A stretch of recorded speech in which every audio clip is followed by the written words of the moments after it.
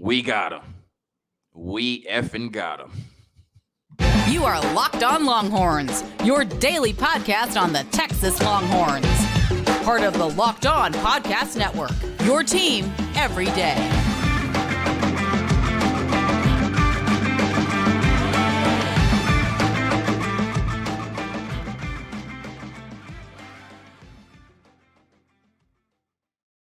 Locked On Longhorns, the show. Jonathan Davis, your host. Today's episode of Locked On Longhorns is brought to you by Bet Online. Bet Online, where the game starts. You'll see I brought the video back. You know, it's been a minute. I brought the little video back. That could tell y'all how excited I am this morning that Texas brought in the number in the country.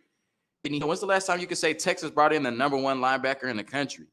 I didn't even want to break my heart and do the research. It don't matter. In 2023, Texas will have the best linebacker in the country in Anthony Hill, five-star linebacker out of the state of Texas, out of Denton Ryan. What a huge get for Texas and the staff. So, of course, today's episode will be about Anthony Hill and not only what he brings to the field from a talent perspective, but everybody that deserves credit for bringing in Anthony Hill is going to get credit on today's episode of Locked On Longhorns. And then I want to talk about the 2023 class as a whole, because it is my belief that this 2023 class, in conjunction with the 2022 class, will be the classes that put Texas back on the map, will put Texas back at the top of the sport in college football and get them back into that blue blood echelon, something we've been chasing for over a decade now at the 40 acres. I know Texas is a blue blood, but we haven't looked like one over the last decade, is what I'm saying. So we have to talk about Texas getting the number one linebacker in the country. But some of y'all may have missed it. Texas brought in two linebackers yesterday, right? Before they brought in Anthony Hill, they brought in another linebacker from the state of California, last name Sarkisian, the son of Steve Sarkisian, Brady Sarkisian, committed to the University of Texas as a preferred walk-on yesterday. Preferred walk-on, meaning that he will have a guaranteed roster spot, but he'll have to pay for his expenses out of pocket. His dad is the head coach at the University of Texas. So I don't think that'll be an issue either, right? So congrats to Lil Brady Sarkisian. He had scholarship offers from Arkansas State and Marshall, I believe. But he said, I'm going to come down to the 40 acres and stunt like my daddy. I'm going to stunt like Steve Sarkisian, right? So he's going to be at the 40 acres joining Anthony Hill in the linebacker room, right? How crazy is that to say?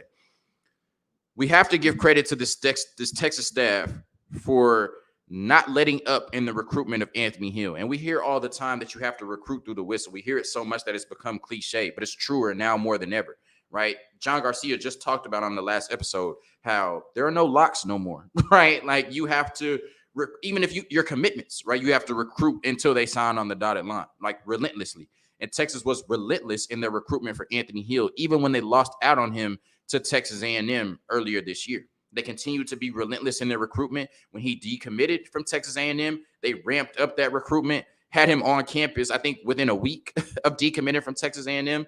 And most people felt like it was a matter of time, but it still kind of drove out over a month because he was at the TCU game on November 12th and then committed on December 15th. And most people thought this would go all the way down to the wire to early signing day. But Texas continued to show Anthony Hill that he was a priority. They continued to sell him being the face of this defense for the future, right, when Jalen Ford leaves. And ultimately, he was able to buy into that and commit. And, when you walk in somebody's house like they did last night, because like I said, there was a lot of speculation that this was going to go down to the wire next Wednesday. But when you walk in somebody's house like the Avengers with Steve Sarkisian, Jeff Choate, Pete Kukowski, Terry Joseph, and it was two other coaches, I wouldn't be surprised if they asked the players to come with. They walked in his house like the mob, right? And so it's no, I see why he committed on the spot. We ain't even got to take this thing out to next Wednesday. We could do it right now, right? And so, like I said, they were relentless in their recruitment from start to finish for Anthony Hill, and that's a big reason why Anthony Hill is committed to the University of Texas less than a week before National Signing Day. So they executed their plan recruitment-wise, and it worked. And that's why the number one linebacker in the country is a part of this 2023 class for the Texas Longhorns. And I want to give the coaching staff credit in another regard, and that's putting a product on the field that you can sell to great defensive players, great defensive commits and recruits. Because in the past, what you may have been able to say was you could come to the University of Texas and be great individually, but there really was no track record of being part of a great defensive unit. And in 2021, when you have the 100th ranked defense in the country, how do you sell that? Like you could come in here and change it, right? But that's not really a huge selling point. These players want to know, I'm going to come in, I'm going to get developed, I'm going to be great defensively, and then I'm going to go to the National Football League. Well, Texas didn't have any draft picks in 2022.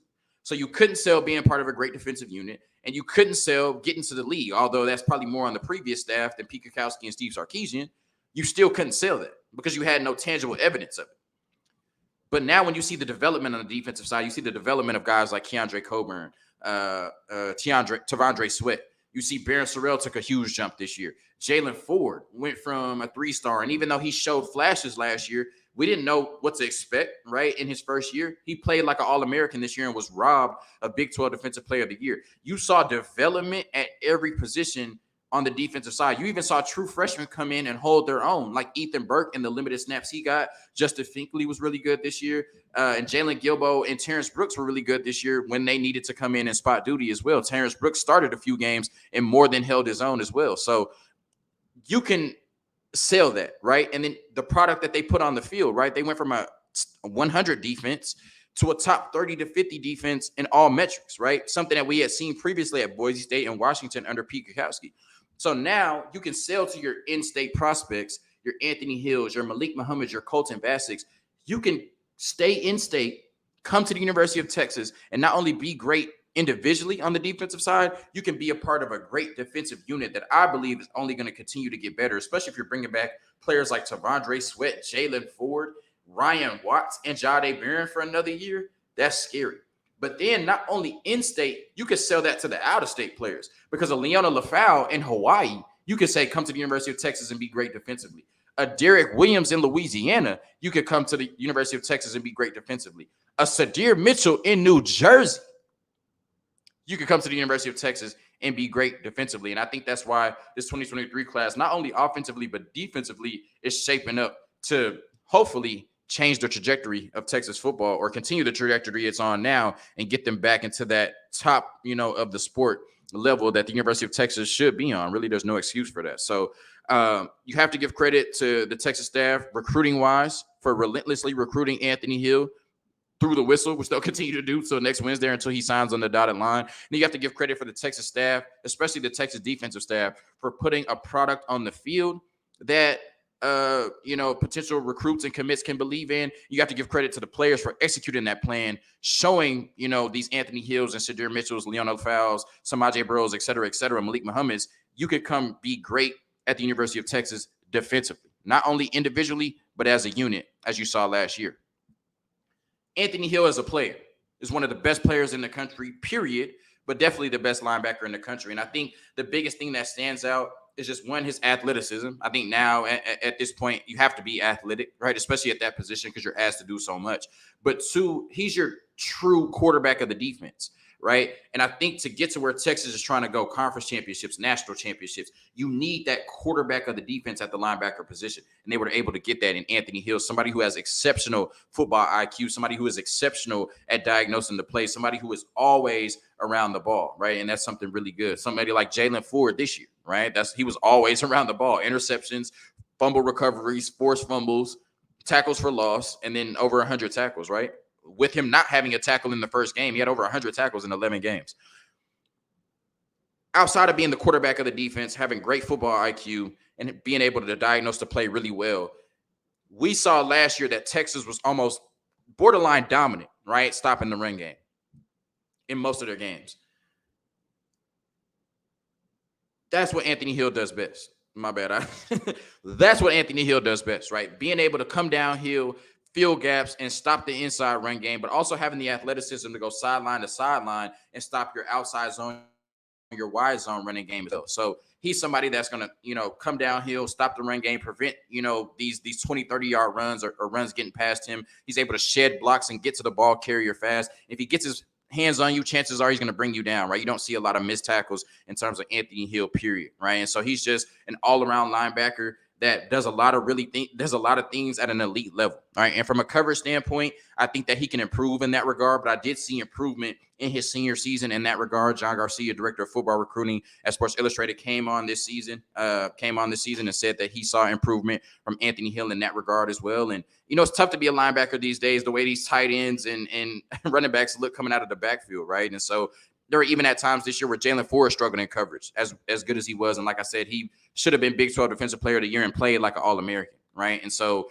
Anthony Hill is an amazing linebacker. He has all the athletic ability to be great in coverage. And I think he's good in coverage right now. I just think that's somewhere he can improve. But overall, he's the best linebacker in the country for a reason. It's somebody that's going to enroll early in January. And by next September, he's likely going to be starting next to Jalen Ford. He's that good of a player. And this is just such a huge recruitment win for the University of Texas. And it's funny because, they say recruiting is not for the faint of heart. It's not for the weak, right? And I remember when Texas lost out on Anthony Hill to A&M and lost out on Colton Vasek to Oklahoma, their two biggest rivals. I came on here and talked about how bad of a look it was to lose both of those players and how Texas would not be able to achieve their goals if they didn't start bringing in those priority prospects at the linebacker position and the edge positions, something we haven't seen really in recent memory. I think the last top 100 player they had brought in from the linebacker or edge positions was Alfred Collins in 2020.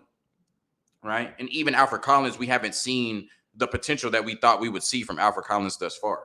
But I made a video saying how big of a loss Colton Vasek and Anthony Hill were to your two biggest rivals.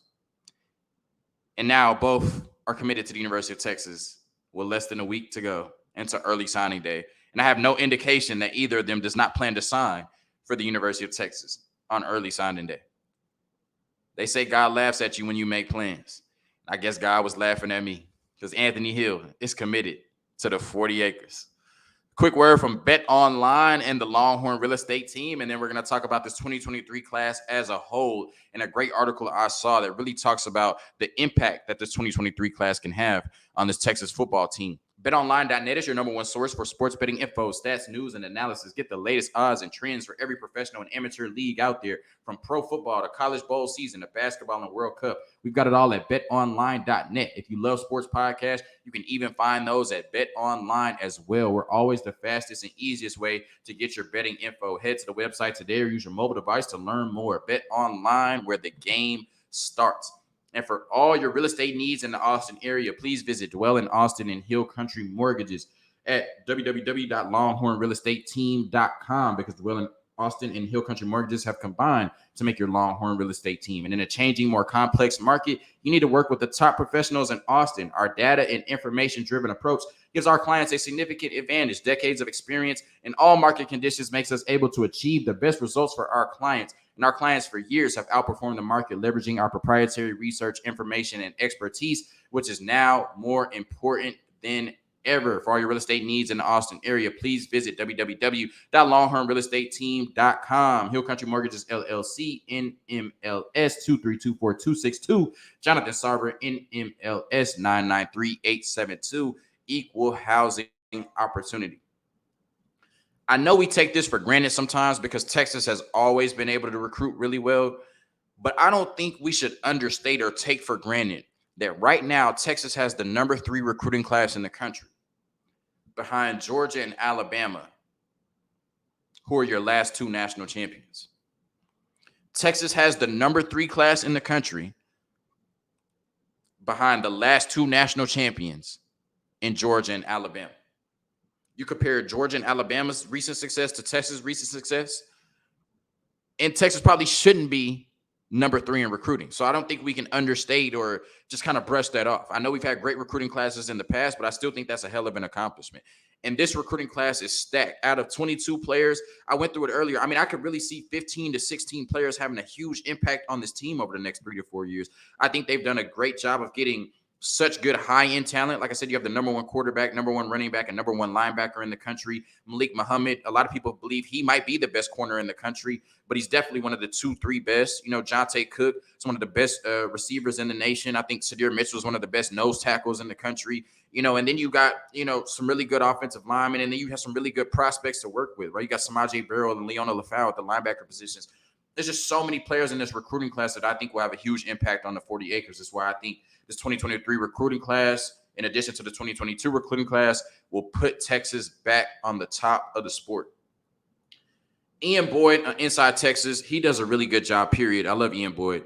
And he had an article on the 5 best scheme fits in the 2023 recruiting class for the University of Texas. And I love every player in this class, but I think he did a really good job of illustrating these 5 players and the impact they can have on the 40 acres. Now, I think he did this before Anthony Hill committed, so it'd be interesting to see if Anthony Hill would have been one of the 5, probably most likely. But these were the 5 players he highlighted, and I think he did a really good job of highlighting what they bring to the table and the impact they can have on the 40 acres. The first one is probably, I think, the most underrated player in this class, right? And we don't talk about him because he's not, the 5-star top of the class, and he's not, I guess doesn't have a huge presence on social media or a huge personality or anything like that. But Sadir Mitchell, right? And he talked about, Ian Boyd talked about in Texas's 2-4-5 defense, right? You need those, those big boys up front. We saw that, fill that role this year, right? With Keandre Coburn and Tavondre Sweat. And Sadir Mitchell fits that type of build, right? He's been compared to Jordan Davis a lot. And there's no secret why Georgia and Kirby Smart, who have had outstanding defenses over the last few years, were so in on Sadir Mitchell. He was a Georgia lean at one point, and Texas was able to, get him to commit to the University of Texas because he's that big space eater up front that's going to occupy blocks, muddy everything up there in the run game, but keep your linebackers and Jalen Ford and Anthony Hill, Samaje Burrell, Leona LaFau free to get to the ball carrier, right? He's going to give that defensive line troubles. But then he's also been compared to Jordan Davis because of the huge size, right? He's 340 plus. But when you watch them play, neither one of them should be able to move the way that they're able to move, right? And so I think Sadir Mitchell comes in and he fits that Tavondre Sweat and Keandre Coburn role, right? Where he could come in and he makes just everything so difficult in the run game because he could take on 2 blocks at a time. But he also has, some sneaky movement ability that's going to make him effective as a pass rusher as well. So, like I said, we saw the impact that, the big D tackles had on this defense, taking them from a top 100 defense to a top 50 defense, one of the best defenses in the Big 12 and one of the best run defenses in the country. And I think Sadir Mitchell just kind of follows up after them and continues that. The next player he talked about was Anthony Hill, right? I mean, not Anthony Hill, excuse me, Jonte Cook. And Jonte Cook is your kind of prototypical number 1 receiver in Sark's system. We saw, he had a million number 1 receivers at Alabama, but your Devontae Smith guy, right? Your Xavier guy, right? Even kind of a Jalen Waddle or a Henry Ruggs, a Jerry Jeudy, right? There's some different skill sets there, but he's your prototypical number 1 receiver in Sark's system, right? Kind of a little bit of a smaller receiver. About 6'6", He's not huge, right? But he's your fast, kind of shifty guy. He's really quick, a great route runner.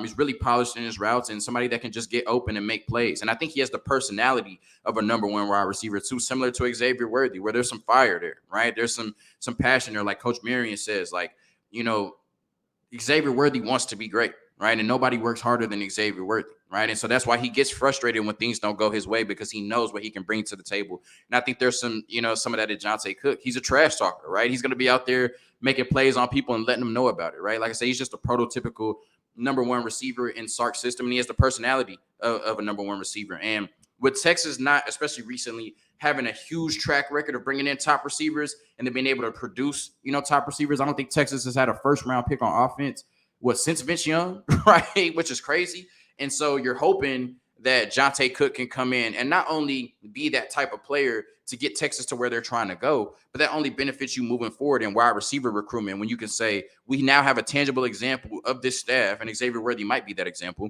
of bringing in a top receiver in the country, him playing like a top receiver in the country, and then him getting drafted to the National Football League like a top receiver in the country. Jonte Cook has the potential to do that. And like I said, if Texas wants to get to conference championships and, they should be in the playoffs with the 12 team, but, really compete for national championships over the next 3 to 4 years, Jonte Cook is going to be a big part of that. Leona LaFau, he mentioned as one of the best fits in this draft class, and it's because they pass the ball so much in Hawaii, right? Typically, we see with a lot of high schools, they just run. We see more passing now, but there's still a lot of high schools just 3 yard in a cloud of dust of football. Well, not in Hawaii, right? They really have leaned into the spread passing concepts. And we know as a linebacker, not only do you have to be great in the run game, great with football IQ, but now you have to be great in coverage as well, to be a 3-down linebacker. And as great as Anthony Hill and Samaje Burrell are, Leona LaFau might be our best coverage linebacker in this class. And so Ian Boyd talked about some really good examples of how he is very proficient in being able to drop into his zones and diagnose the ball, right? He looks like a safety at times, being able to drop back, read the offense and get to where the ball is going. And he's also made a couple of interceptions this year doing just that. And so, I just talked about, shout out to Jeff Choate getting a 5-star linebacker and 2 4-star linebackers in this class in Leon Lafau, Samaje Burrell, and Anthony Hill, players I all think will all have an impact at the University of Texas moving forward at the linebacker position. But Leon Lafau is somebody that I think can come in probably right away and improve your coverage ability at the linebacker position. And that's a premium. We talk about premiums as linebackers and edge rushers, but linebackers that can cover, that's just as much as a premium. And that's something that Leona Lafau does really well. And so I think he's another underrated player, in this class, being all the way in Hawaii, kind of being under the radar, but somebody that's going to make a lot of plays for this Texas football team moving forward. Cedric Baxter, right? Cedric Baxter. So we know that this Texas team wants to be a power run team and they want to dominate, kind of with the inside blocking schemes, right? The inside zone, the power run inside. That's what they want to dominate with. And I think they haven't necessarily been able to reach their full potential with that. One, because the scheme fits, even though Bijan Robinson is an amazing running back, right? Like you're going to take Bijan Robinson in any scheme, right? But I do think Bijan Robinson was, kind of more of a shifty, make you miss than a get downhill inside, zone type of player, right? I think Roschon Johnson might have been a better fit for that, even though Bijan Robinson is the better player. But of course, you don't want to take away what makes Bijan Robinson great. And so I think that maybe contributed to the inside run game struggling at times. And then also you just had youth on the interior offensive line, right? You had Jake Majors, a true freshman in Cole Hudson, and then, a younger player in Hayden Connor. And I think it took them some time to gel. We saw earlier in the season, the interior offensive line wasn't a strength for the football team. I think they got better at that. And I think Bijan Robinson also got better at just getting downhill and hitting the hole, right? We saw him kind of being nervous and a little anxious in the TCU game. In the Kansas game, in the Baylor game, he was not that, right? That's why he broke his personal yardage and touchdown record in the Kansas game. And in the Baylor game, they leaned on him with 22 straight runs between him and Roschon Johnson to end out that game. And so, like I said, I think Roschon Johnson was kind of more of the fit of that get downhill, in the inside run game, right? Attack the hole. And then when you get to open space, you still have the ability to make some people miss or just run by him or run over him, right? I think all 3 running backs possess all those abilities, right? Cedric Baxter is that perfect running back for this scheme. And I think the offensive line will be better. So the power run game will be better, period. And Cedric Baxter is going to add his name to that list of great running backs at the University of Texas, because while he doesn't have the, to make you miss ability of a Bijan Robinson, he definitely has that I'm bigger than you, I'm faster than you, and I'm stronger than you. I'm going to get downhill and punish you. And then when I get to the open field, I can, once again, still run by you. I can make you miss, or I can just run over you if I want to. So I think that Cedric Baxter is a prototypical fit for Kyle Flood and Steve Sarkisian's run game. And I think that's why he's going to etch his name into one of the best running backs at the University of Texas when it's his due time, because he is a perfect fit in that regard, and a great job by Ian Boyd in highlighting that. And then when you look at Colton Vasek, right? So Colton Vasek is at a premium position, your edge position. And when you look at it, recently outside of a Joseph Osai, Texas hasn't had great success at that position, right? Developing those players or having those players that were amongst the best in the nation. Even last year, they had to blitz a lot to generate the pass rush, right? We didn't have that one pass rusher that you could just say, go get him, right?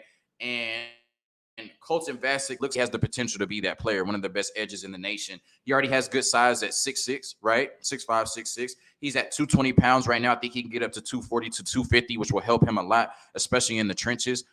But I think he has the motor, the pass rushing ability, and the ability to stop the run to be an elite edge, especially when you get more weight on him and more development over the next few years. That's why losing him was such a big loss to the University of Oklahoma. And then why getting him back was such a big win for the University of Texas. Even though he's an Austin kid, even though he's a legacy, he plays a position that you need to be good at, to be great in college football. And that's the edge position with all of these great quarterbacks and great offenses. If you can't get a pass rush, you're going to lose some games this year. And there were times where when Texas needed it the most, they couldn't get a pass rush. And that's why they lost 4 games this year. And so I think Colton Vasek, in a few years, we could be looking at him as one of the best edge rushers in the country, right? Because like I said, he has the potential and the frame to be able to do everything well. And he has the motor, right, to be great and consistently make plays, whether it's stopping the run, get into the passer, or just being an asset on the defense, right, and taking pressure off of the other people on the defensive line, so they so that they can make plays. Because I think eventually Colton Vasek will be the type of player that you're going to have to really key on the offensive line, right? And that only opens up other opportunities for other players, and then opens up opportunities for Pete Kwiatkowski to get, exotic with those blitz packages like we saw this year at times. So those are 5 players that they've mentioned: Leona LaFau, Jonte Cook, Sadir Mitchell, Colton Vasek. Who am I missing? And Cedric Baxter that are going to have a huge impact on, the University of Texas and are great scheme fits for what Texas already does. But then, you still got Arch Manning, Derek Williams, Anthony Hill, Malik Muhammad, like I said, Samaje Burrell, right? Like this recruiting class, Ryan Niblett, right? And if you can bring in a DeAndre Moore, the receiver room is stacked in this recruiting class. It's hard to find a group of 3 better receivers than Ryan Niblett, DeAndre Moore, and Jonte Cook. So this recruiting class is just absolutely stacked, and I wholeheartedly believe that this 2023 class, along with the 2022 class, kind of similar to the 2018 and 2019 classes for the University of Georgia, will be the classes that put Texas back at the top of college football where they belong. Hook 'em and peace.